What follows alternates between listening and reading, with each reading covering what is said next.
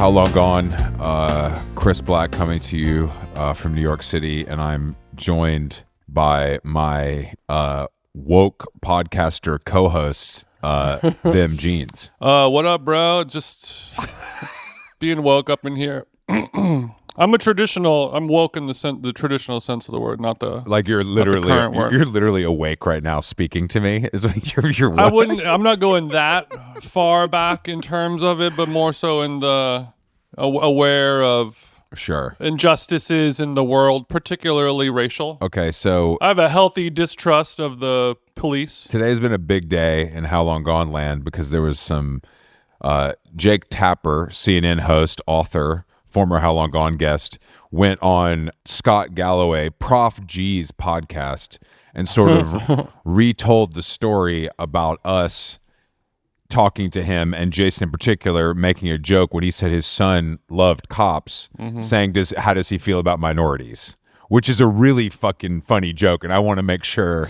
I know I've told you this before, but that's some of the best material that I've ever heard from you in our 15-year friendship. Thank you for that. It was a fun question to ask, and his answer was equally fun, timed perfectly in the comedic sense of the word. So thank you for that, Tap Man. Teed me up. So Tapper's a pro. Tapper is now going on to it was on Mediaite last night, and Mediaite is only for the heads. Like, I wouldn't expect you to see that necessarily. But then today, my father-in-law actually hit me with the Daily Mail link, which has the headline is Jake Tapper outraged after woke podcaster suggested his child was racist for absurd reason. And then the thumbnail features a picture of us in front at the Bravo Watch What Happens Live step and repeat, because they want to make us look gay. Yeah. For sure. I mean, there's a lot of photos out there. It's fine. There's a lot of photos out there, but look, the Daily Mail is... They wanted the Daily Mail readers to know that we're a member of the LGBTQ community, and Tapper and everyone else thinks that is gay. I mean, I don't think here's the thing. I think this is pretty funny and ridiculous, and I'm like, I don't think that his quote about us, him getting dragged in the comments, we don't have comments. So I don't know where he's getting dragged necessarily, but that's not like how this works, really. Yeah, and also Jake, him appearing on How Long Gone was not the first time he has been dragged in the comments. I think he's... yeah, maybe that happens some other times. It's like I'm swimming in an Olympic-sized pool and complaining that somebody poured in their water bottle into it. It's like, we've been drowning in this slop for a while, but Jake is a pro, and we're not mad. We're it's funny, and it's only good for us. Jake's got a book to sell, baby, and that's the part I respect. Him willfully choosing to take a joke wrong that he definitely knew what it was in the moment, I would say is only a pro move. He spun it for his own gain, and it's working. I can't really be mad. It's not the first time that he's been a flip-flopper or a reverse switcher, and he does it with success because he's a pro and he's been doing it for a long time.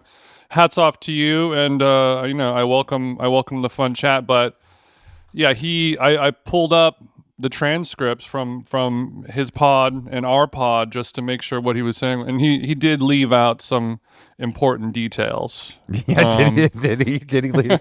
I Well, I mean, it's cool. It was gentlemanly of him to say, I went on a left-leaning podcast that shall remain nameless, and he let people know that we don't have kids and we are left-leaning, so that's already kind of teeing us up as the opposition to the Republican breeder conservative community. No, for sure. And I think that, but I also think him and Scott Galloway, who've both been guests on How Long Gone, not mentioning the name of the show feels purposeful in a different way. It feels a little bit like, remember who the big dicks are, you fucking pussies, is a little bit what it feels like, which I won't even... I also respect that. I can't even be mad. Yeah, but his beef is that, or he says to Scott, their joke was about my 15-year-old son. How does he feel about minorities? Like the idea that he wants to be a policeman, therefore he's racist. And that was the big laugh. And then I got dragged in the comments and all that stuff. So, he said that his son is very into war and the military and the police. And then we on How Long Gone, we said, do you mean the band or the institution? And he says, no, not the band. I don't think he knows what the band is because he's a high school kid. He doesn't listen to that stuff. And he said, my son likes police like the cops, but not cops like the TV show.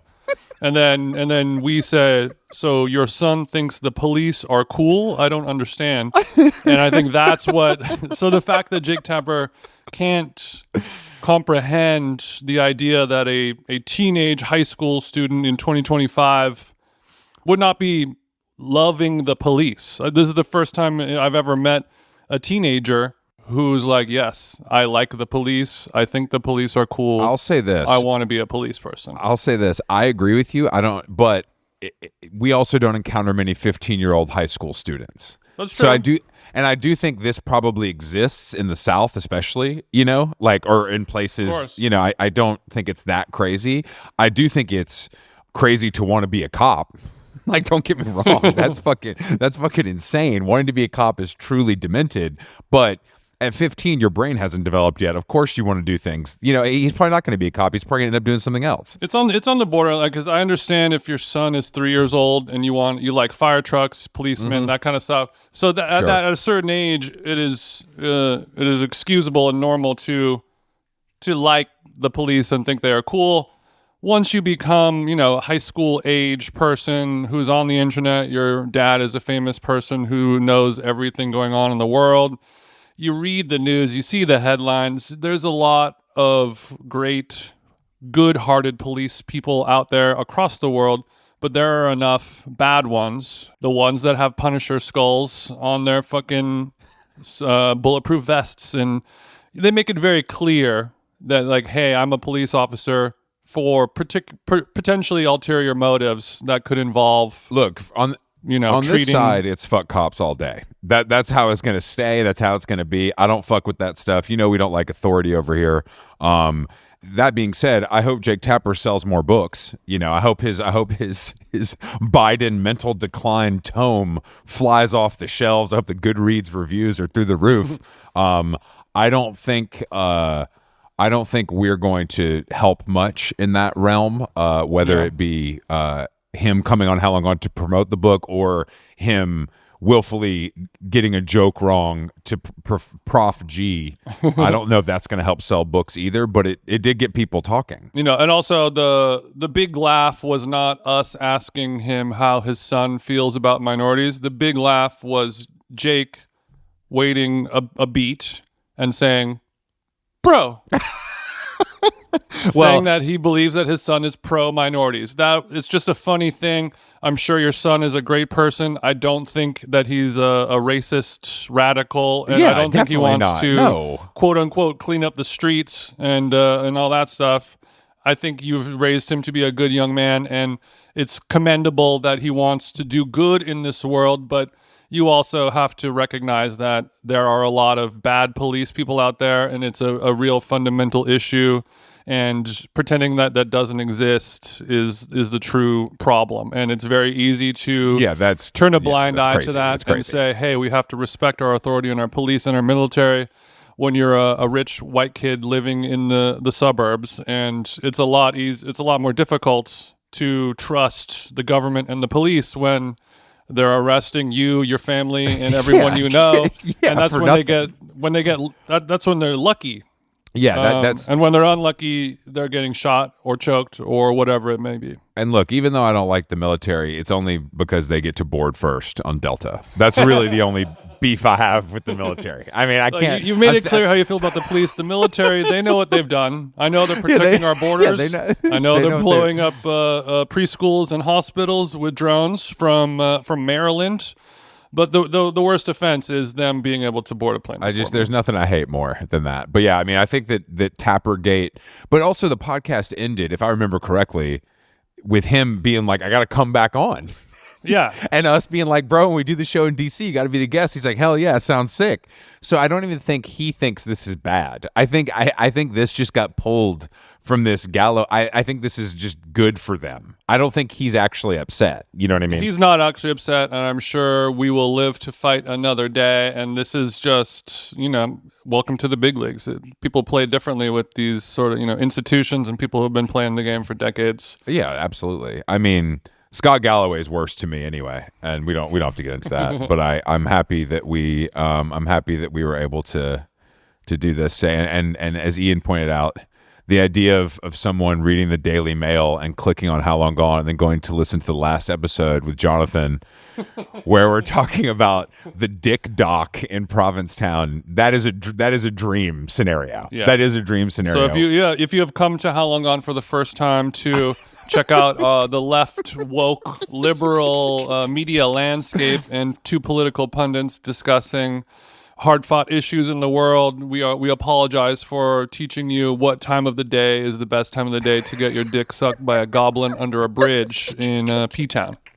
I mean, in some ways, that's the most left thing you could ever offer. You know what I mean? But in other ways, it could be offensive. But like I said, most politicians on both sides know about sucking dick. That's kind of what you tap the foot twice under the stall in the bathroom at Dulles. All of a sudden, you got a little twink down there going to town. The only place gayer than the Dick Dock is the men's room of a Republican political office. That's so true. That's so true.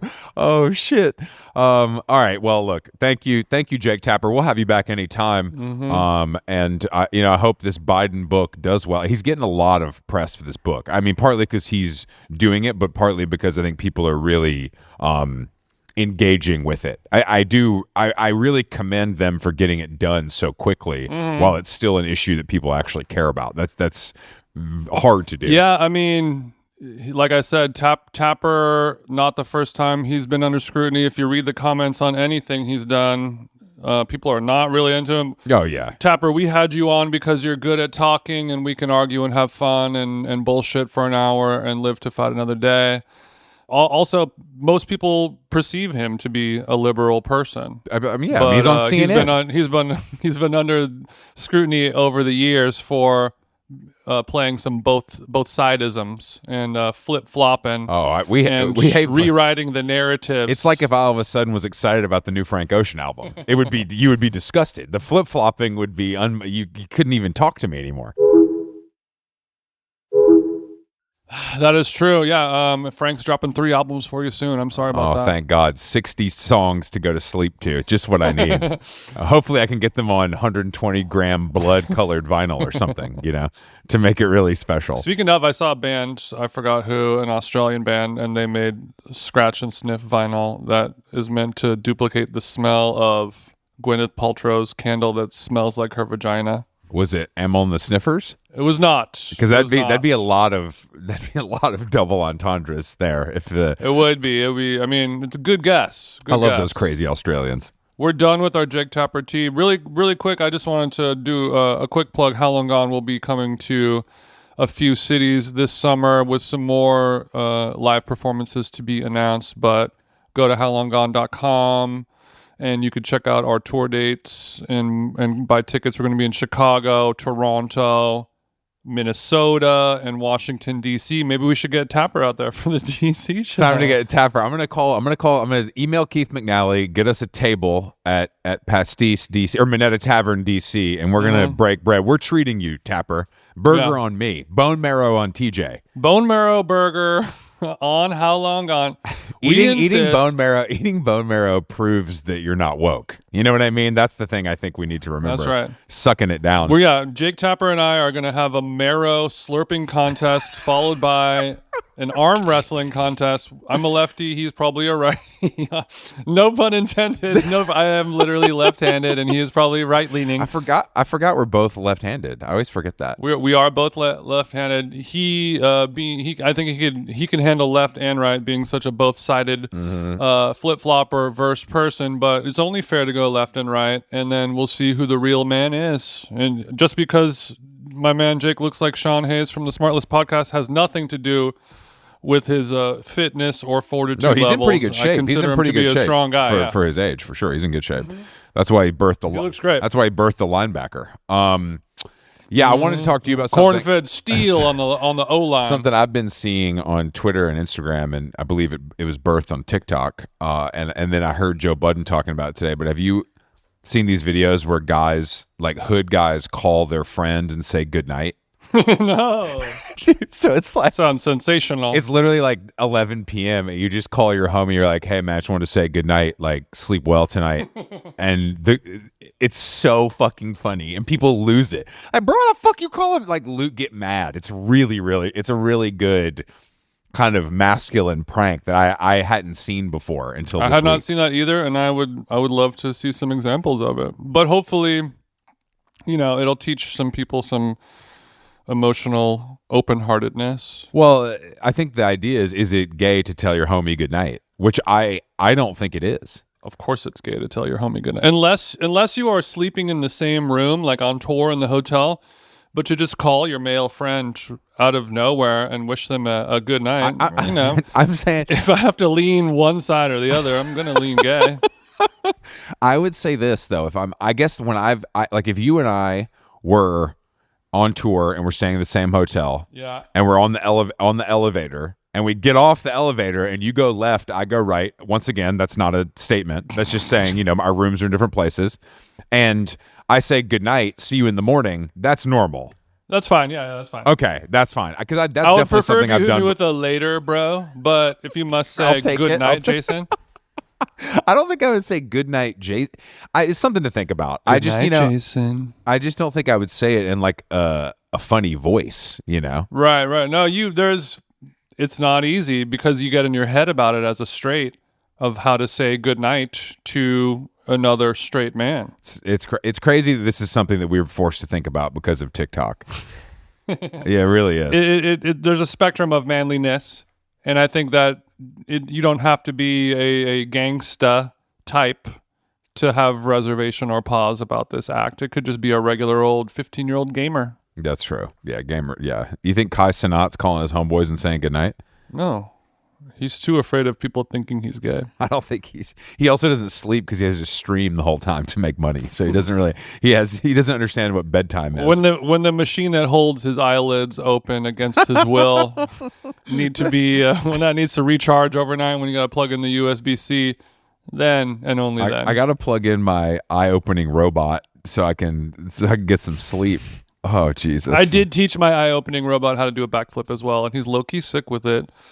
Yeah, I wanted to talk about just to piggyback on Diddy's applesauce burger. Mm-hmm. A listener of the show pointed out that it would only be fair if we were to also discuss or potentially dissect our friend of the show, our dear friend Kevin Morby, and his arguably abominable sandwich involving peanut butter and jelly and scrambled eggs. I've seen Kevin creating that sandwich. Oh, really? And with your own too? I mean, not in person. I'm saying, sorry, just on Instagram. I've never been invited to his test kitchen in Kansas City to put on my apron and really get nasty with it. But yeah, I think it's disgusting. Which one is more disgusting? Well, here's what I'm going to say. If I had to eat one, I would prefer Kevin's over Diddy's. If I had to eat one, I think I would rather put Diddy's in my mouth.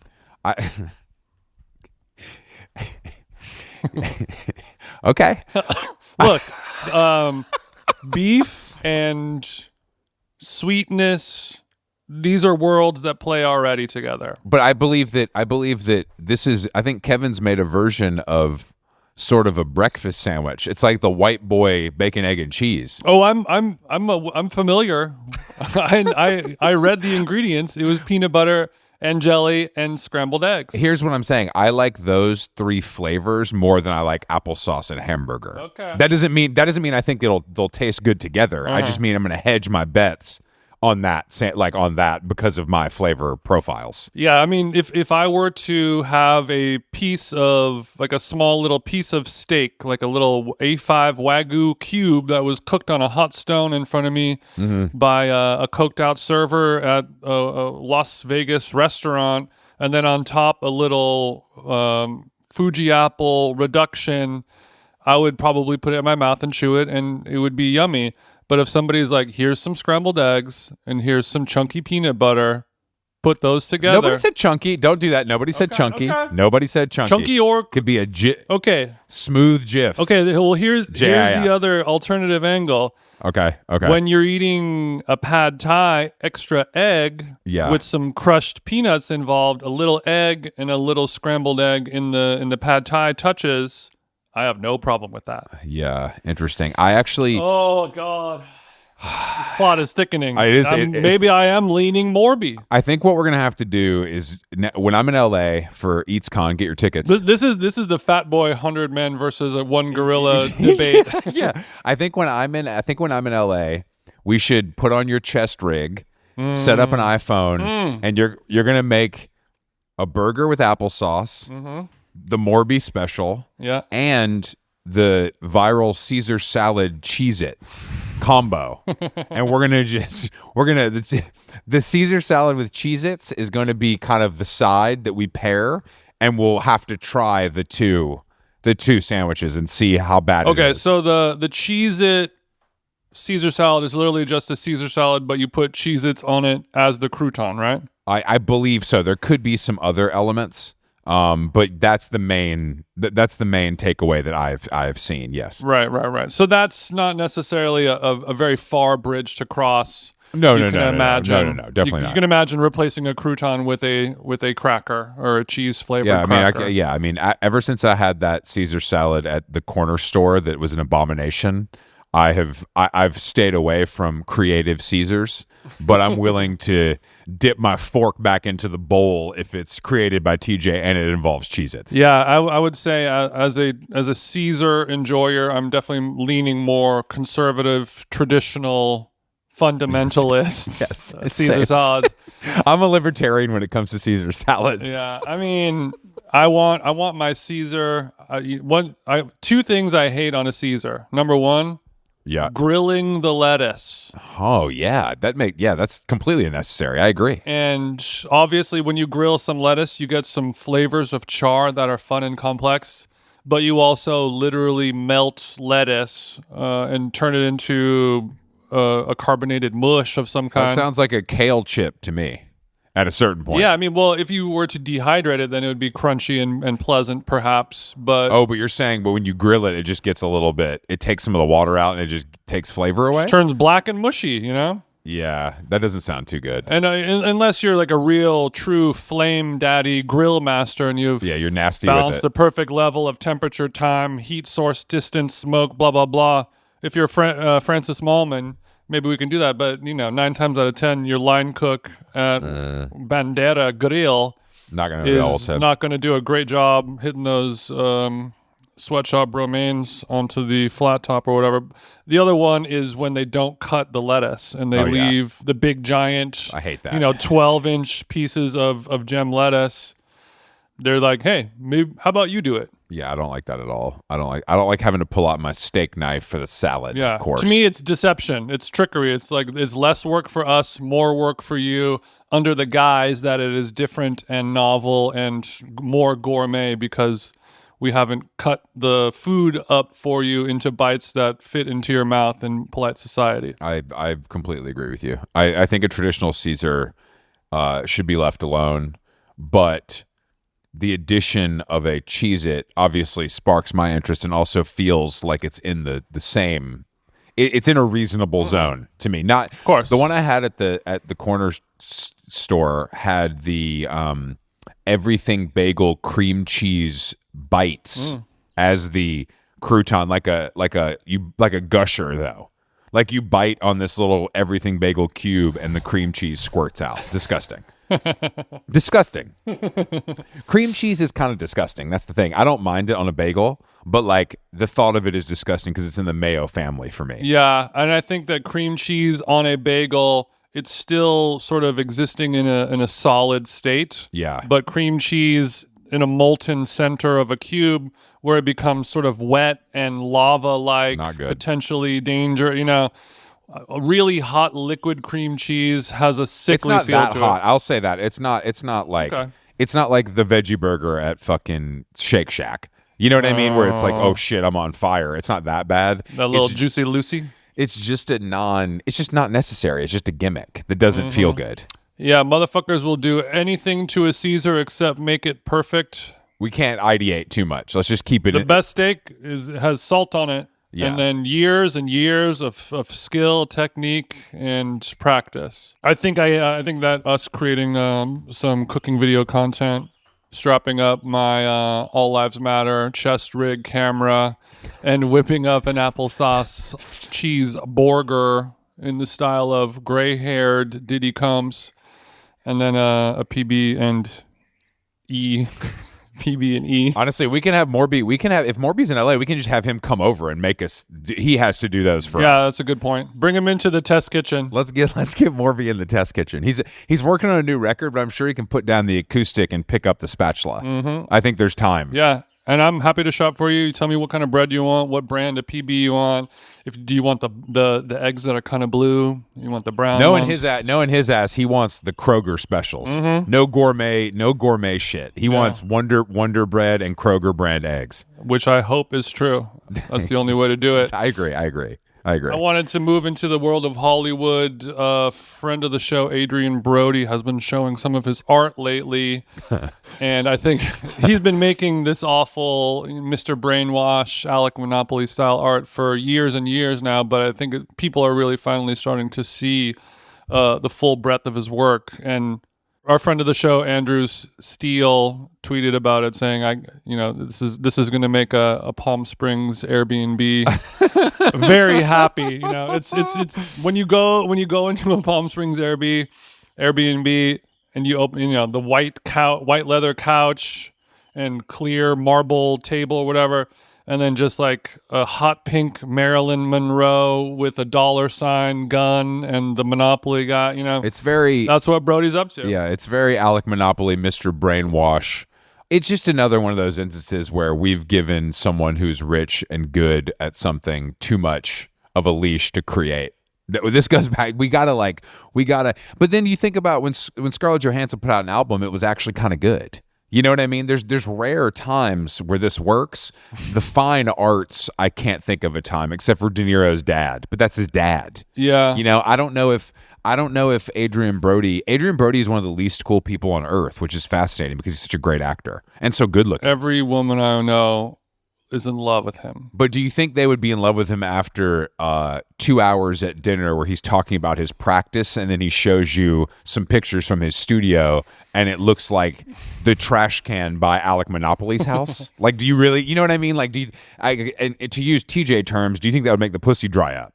Everything can always go back to a 30 Rock episode, and there's an episode where they bring up the hot dummy, where you get embarrassed to be spotted in real life with your hot dummy that you just sort of use for sex.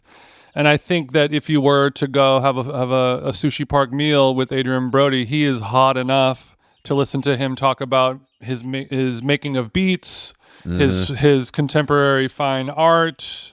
Maybe he makes beats too. He has like some videos of him doing some b-boy moves. He almost has the windmill down. His ass is freestyling. His ass is on some 5 Elements TJ shit, no question. He's at least dipped his toe in all of them. I don't know if he's mastered them all, but I think if you're a woman or out there or a fellow, whatever, I think you're able to sort of white knuckle that convo just to see if it's uncut or not, and just for the story. Yeah, that's true. And you don't have to turn it into the rest of your life or even a long-running relationship, but yeah, you got to tap in for the story, even if he does make that kind of art. No, that's true. And he's still also, his bad art doesn't take away from his acting. I don't know. I can separate the art and the artist. Honestly, I think it's healthy and good. Like, because he is a very good-looking, famous celebrity, he should be able to have the world see his art much easier than a nobody. That's true. That's just the way the system works. But you are also putting yourself out there to be judged, and I think somebody like him, where nobody has told him the word no for the last 30 years, I think it's good and healthy to hear that, yes, you are doing something bad. We all think it's bad. The question is, I think that's good and healthy for him. I think everybody needs that, but do you think that he actually hears that? I'm sure he's not reading reviews, and I'm sure his inner circle is gassing him up. But he could be hearing it somewhere. It could be trickling in. He's running to the mailbox to see if Artforum has reviewed his work. Snubbed again this month. Maybe they'll pick it up next month. I mean, he's probably in the comments. He's probably seeing what people are reading. He doesn't really care, but we know what we know. We like what we like. It's all subjective. If that's what he's into, that's great. It lets the rest of the world know that, hey, this guy that we're super jealous of and envious of, and this guy's got it all. Got an He's Achilles a handsome heel. movie star. He's got an Achilles heel. He's a regular Joe. He bleeds just like you and I. It's cool because he doesn't have to do it. You know, this is that's where you're wrong, brother. It's strict. Well, of course. I mean, the art's going to come out when the art's going to come out. Whether that's I wish the work gave me a day off, but the work doesn't. The work does not give me a day off. God, no. He hasn't had a day off in years. I know that Brad Pitt did sculpture, didn't he? Brad Pitt is sculptured. Yeah, he has a sculpture studio in, I believe, Echo Park. Oh, really? He pulls the motorcycle up front. Yeah, I believe. I believe. Imagine that. catching him on a cig break in Echo Park. Oh my God, that would blow him up. That would make it worth going over there. You think Brad Pitt's going to Lassens himself, or you think he sent somebody down? No, he is not going by himself. It's a shame that Brad Pitt kind of dresses like Chris Martin now, huh? I know. I was looking at a picture of Chris Martin and Dakota Johnson leaving a yoga class, and I was looking at Chris Martin's shirt, and I literally had that thought that I often have these days. Where did you purchase that garment? Like I do this for a living, and I could not tell you who makes that. It could be custom. It's so tight and weird, and the neck is weird. Everything, the proportions are very strange. I think I'm looking at it right now. It's like a blue. It's like a baby blue. Baby blue, gray, very thin T-shirt, wide neckline, navy workout shorts, and then a hat that says "Kid" with 3 eyes. Yes. Chris Martin wears blouses. He doesn't wear shirts, and I think that he has them custom made or tailored to his body because he's one of those guys that's certain age where like this particular style was baked into his psyche, and he's going to be like that forever. Like when you see guys who are like 52 and they're still wearing like Nike Uptowns, like Nike Dunks around town, and you're like, bro, you have like 4 kids and like a Rolex on, but you're wearing like purple Dunks. This is what I do to dinner on a Friday night. This is just what I do. It's that kind of shit. No shade to all of you guys who are doing that, but I think he's like, this is the way shirts look best on my body. I want to have kind of a very short capped sleeve, but not a tank. And I think that's just the way he likes to present his body. And it looks good. He looks good for a man of his age. No, he's in great shape. And he did give us yellow. But I just don't. It's a fascinating thing to be able to look at someone and be like, I don't understand that shirt. Like, I don't understand how you got how you got there, like where you found it, how much you paid for it, how often you wear it. There's just so many. It just leads to so many more questions, which usually a T-shirt doesn't really do that. It was purchased in Malibu somewhere, probably. Oh, 100%. Everything he does looks like it. Well, he'll wear like a kind of badge pin on a T-shirt. Oh, yeah. Which is also a twisted, like, I mean, do you, but badges and pins are for jackets. You know, you don't really put that on a T-shirt. It's probably something from the James Purse collection. I feel like he makes stuff like that, right? It feels like James Purse, but James Purse doesn't make a fit like that. Like the fabric and the color palette feels very James Purse, and it feels very Malibu, and it feels very Chris Martin. But for some reason, unless he's making those for him, I don't think that James Purse offers the cap sleeve scoop neck. That's literally what it looks like. It's literally what it looks like. And like you said, Chris Martin's got the body for it. He's pulling it off, but it looks like he borrowed it from Dakota. Yeah, that's my question. Is this a shirt that is found in the women's section? Not the men's section. I mean, he could be rocking that Brandy for all we know. The shorts are Nike. I'm seeing a different angle, and when he's wearing like a long sleeve shirt underneath this shirt as well with the pin. The pin was on before yoga, and then the pin comes on. No, the pin's still on. What does the pin say? Can we spot that? I wish. I mean, say like U2.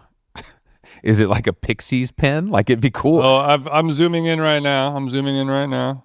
Dakota's got the coffee cup that says "Only Good Vibes," so that's dope. That she's gonna have only good vibes with the coffee. Super dope. Chris Martin's pin, it says "Love," Jesus but the V Christ. appears to be potentially the two wings of a bird flying. I've enhanced it with AI technology as far as it'll take it, but I think it's love. I'm not surprised. That sounds about right. That's his message. It's way too on the nose for Chris Martin to be wearing a pin on his shirt that says love. Well, it's also too on the nose for him to be wearing a women's top, but like that's his whole thing, I guess. Okay, I found a different image of him.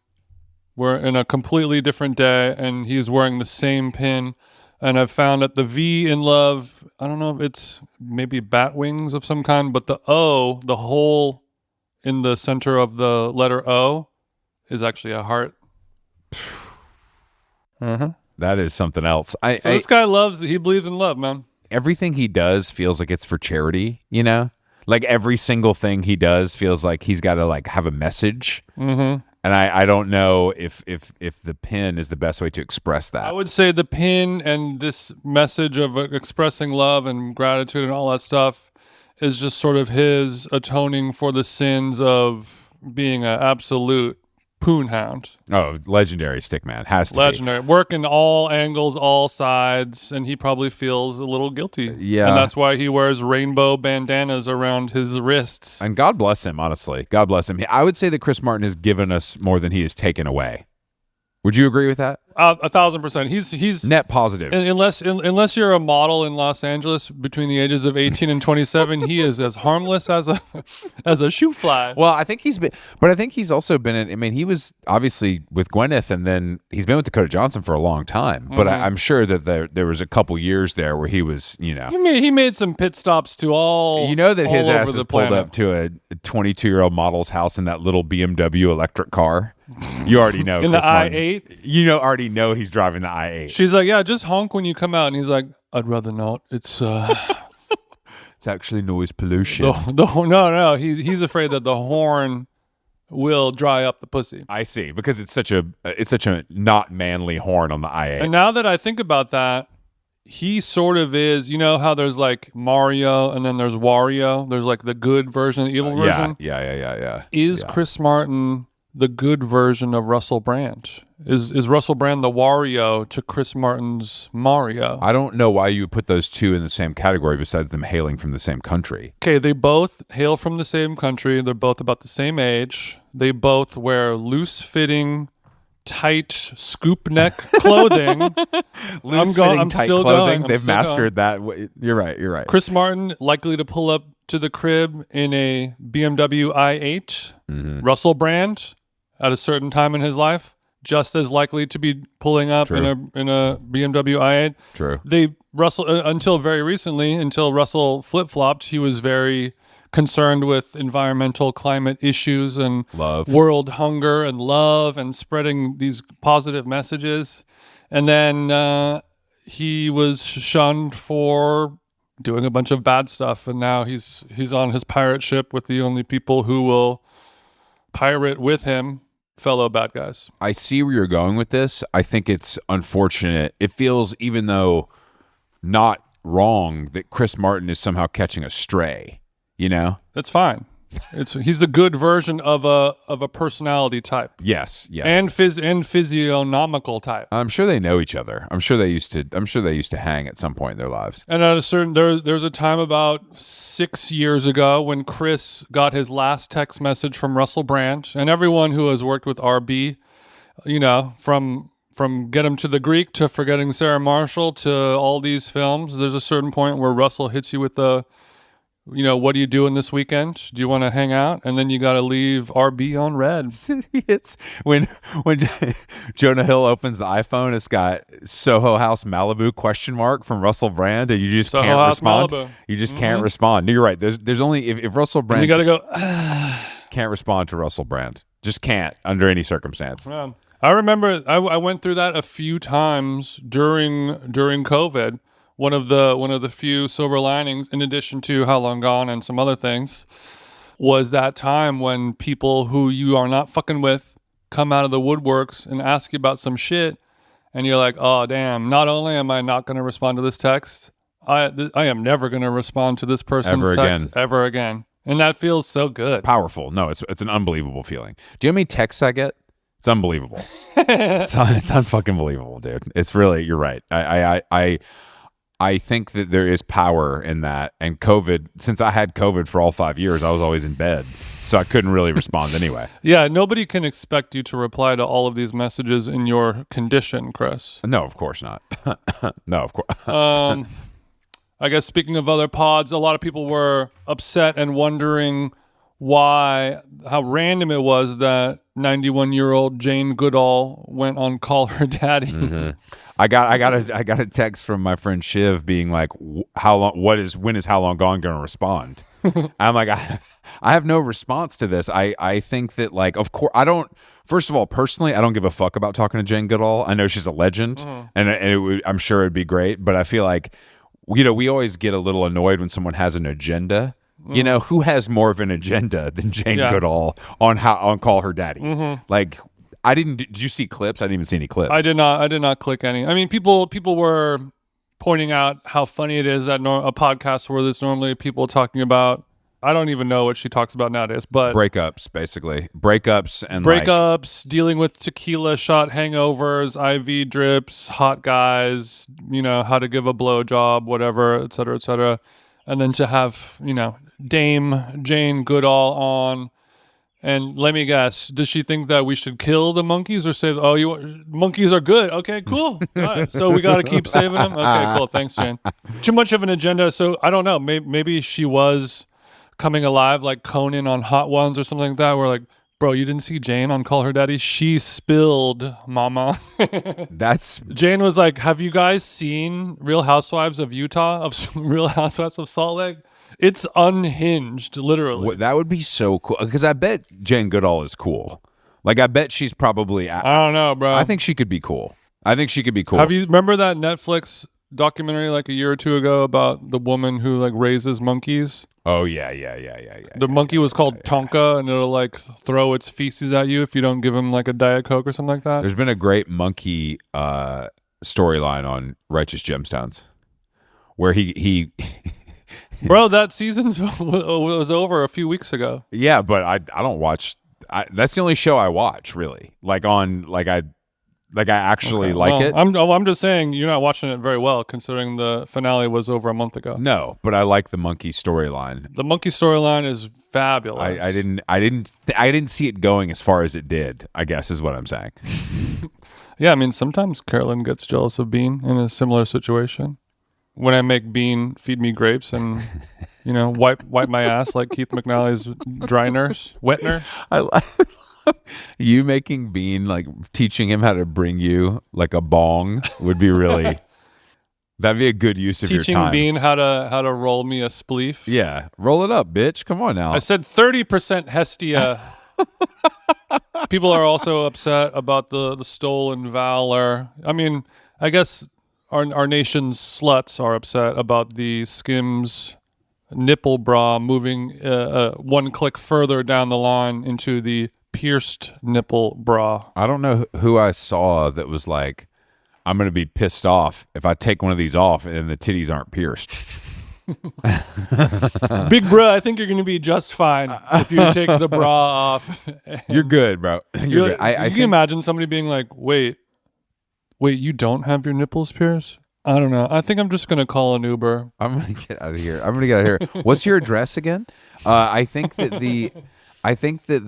it does feel like a bridge too far, kind of, to me. It is. And it's not going to sell. It's merely for the reason that we're talking about it and everybody's talking about it. So that's kind of what matters. I think it could have a little home when Halloween comes around.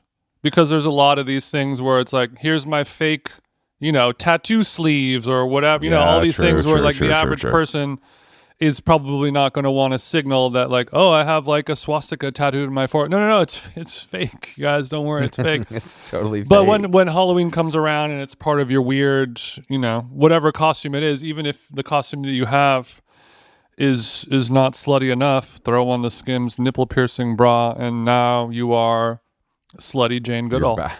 Yeah, that's the number one.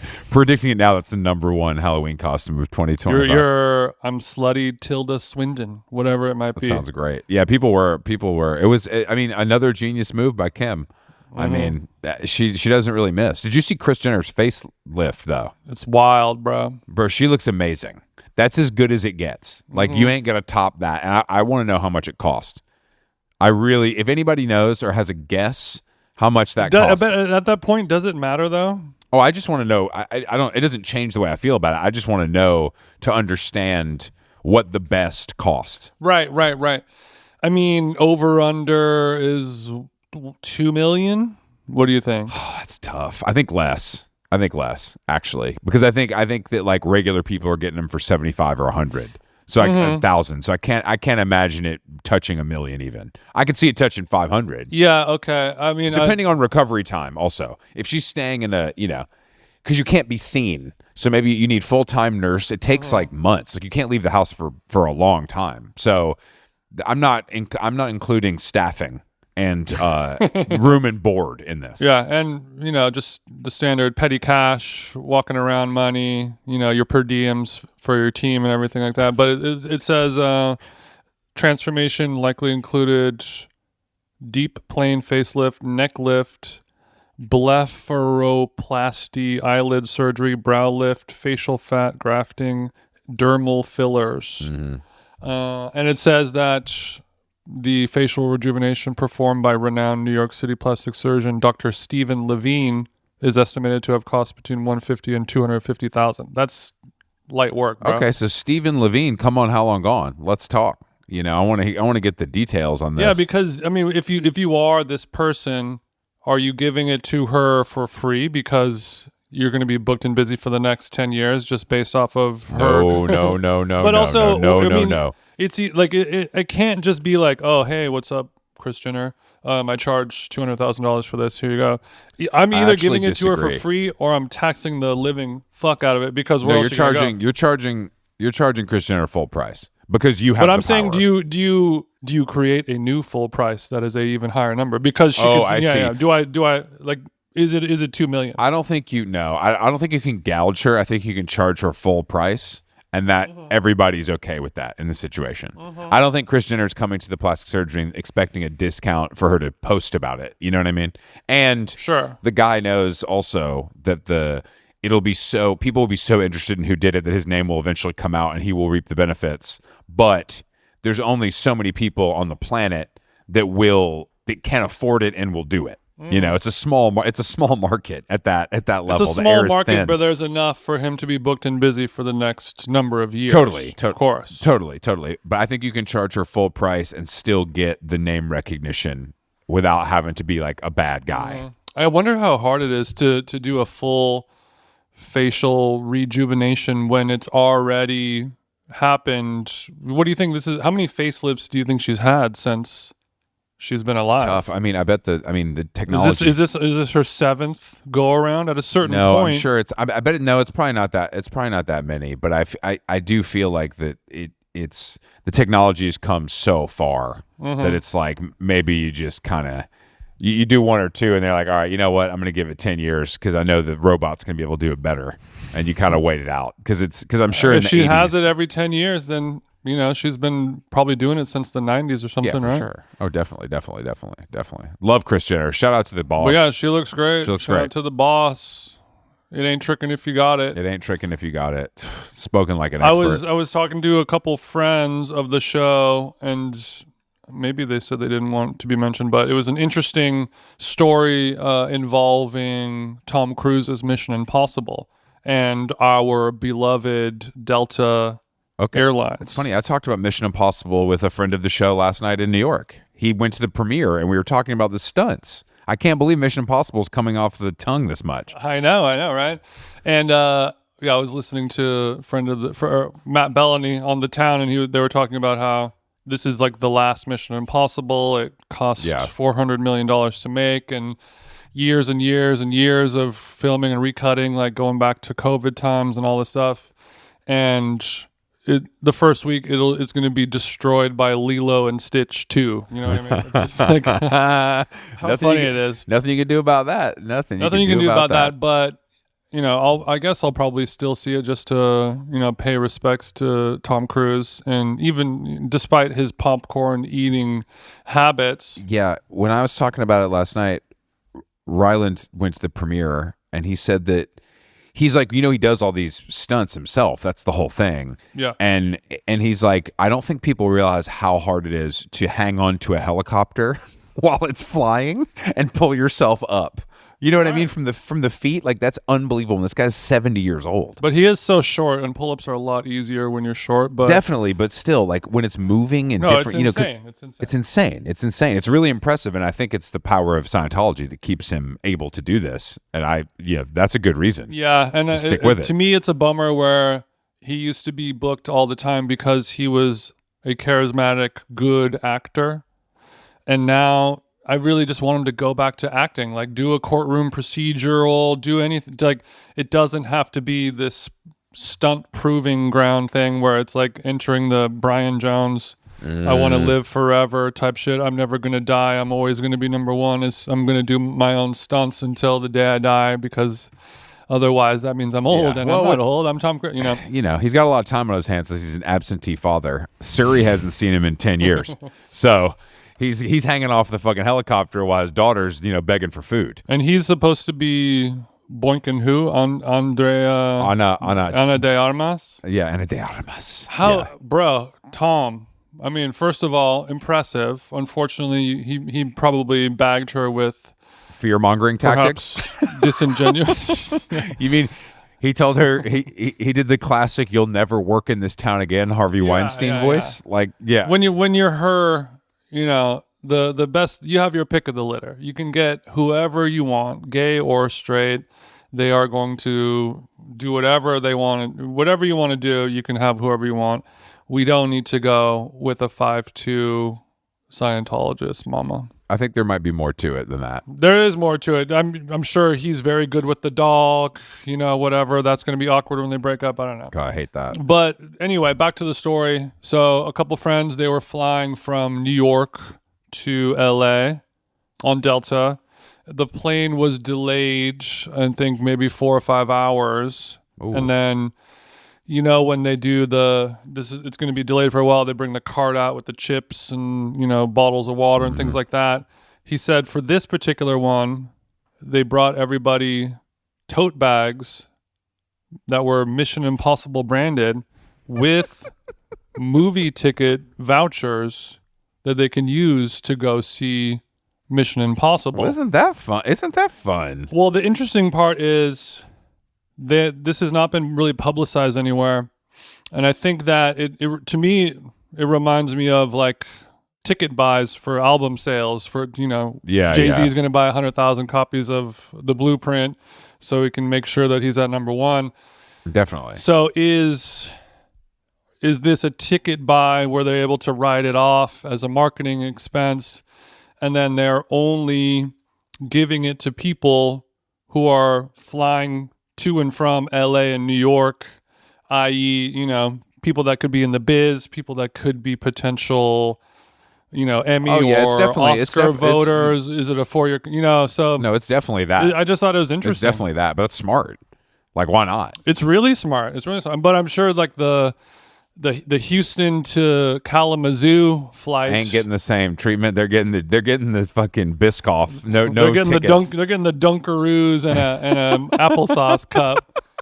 And then if you're flying Delta One to LAX, here's your vouchers to go see Mission Impossible. That is really interesting, and that is a smart idea. Yeah. I mean, so Bellany, if you're listening, I'd like some more. See if you got any tea on that one, Mama. Yeah, that is good. Though. It could be a last ditch effort to save the film industry if my ideas don't end up working. Well, I've heard that Mission Impossible is not good, so it's not. It's no Top Gun. It's no Top Gun 2 or whatever, So sure. It not being good also hurts its chances of being successful at the box office. No shots at Lilo and Stitch.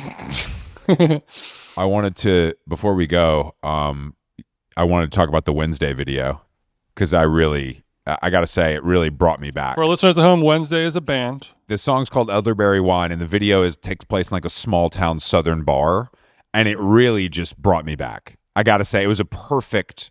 It really encapsulated that experience very well, which is rare with a music video in 2025. I agree. It's a good song. I think they played Colbert with MJ on guitar still. It's looking good, sounding good. But yeah, I think that song, it's going to kind of creep up. It's Steel Guitar Summer. Steel Guitar Summer. And we had a big conversation about this in our group chat with David Cho about what, he feels like pedal steel makes every song country. That's just like how it feels. Yeah. Which is funny because I don't think, maybe it's because I like the instrument so much. I just think of it as another instrument that is an addition to the sound, if that makes sense. That does make sense. His also makes sense. His take also makes sense. I would agree with Cho saying that if a song has pedal steel or a steel guitar, 9 times out of 10 it will be a country or a country tinged or southern fried type of tune. It doesn't mean that it's always like that, but I would say 9 times out of 10. But I think 2025, that's being rewritten, and people are saying, hey, it's just a cool, nice, fun instrument to add to the orchestra that's already existing, and it doesn't have to sound... It's called texture, baby. But I like it because the 2025 version of country music is closer to, NBA Youngboy and Katy Perry than anything that would have true. Like real. I know you're right. Obviously, there's there is Bells and your Sturgills and all these other people who are doing it right and paying homage to the real country roots, but leave it to the little indie rockers to go out there and do it tastefully in an interesting way that adds just another beautiful little layer. I agree. To a song. No, I agree. You're right, and it is fucked up that Katy Perry is country music. But you're right. I know what you mean by that sentiment. Yeah, it's all just Pro Tools loops and song structures that were written by Swedish. They don't come from my guys. Don't come from Max and my homies. Don't come for Dr. It's the same as everything else, just with a different preset on the VST. Not the presets. How Long Gone? Thank you for listening. Like Jason said, we are hitting the road at the end of July. Get those tickets. Chicago, Toronto, DC, and St. Paul. We'll be at EatsCon in LA with friend of the show, Kate Berlant. Mm-hmm. That should be fun. Hopefully it's hot. I can't wait to get to LA. I feel like it's been a while. And there's a couple more music festivals happening this summer that we may or may not be popping up at. We'll hopefully be announcing soon. In the Chicago area, in the Austin, Texas area. Mm-hmm. Austin, hold your head. We could be coming your way. Austin, hold your head. Charge up the Rivian. Chris and TJ are coming to town. Mm-hmm. We'll be staying in Dallas and helicoptering in, of course. Making the commute, but yeah. Actually, we're in Houston, but we'll come in for the day if the money's right. I'm not opposed to that. I'm not opposed to that. And I'll come back again later on in the day for a DJ set. How Long Gone? Thank you guys for listening. Thank you to the Daily Mail and Jake Tapper for giving us an exciting weekend. Tap, tap. Tap, tap. And Jason, I'll talk to you later. Later.